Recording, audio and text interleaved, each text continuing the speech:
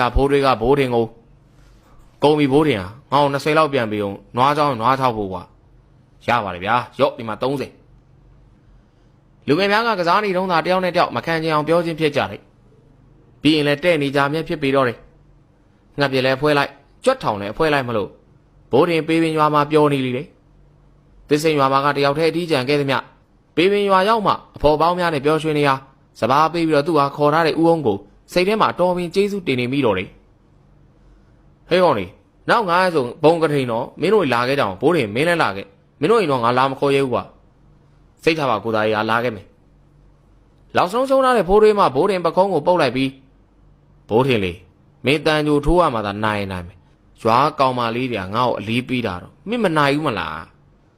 စိတ်ဝင်စားပါဦးဗျာကျုပ်ကအခုမှ73နှစ်လည်းဝင်တော့ကထိန်လေးကြမင်းကောင်အားကြနေမှာပါကွာကြည့်လိုက်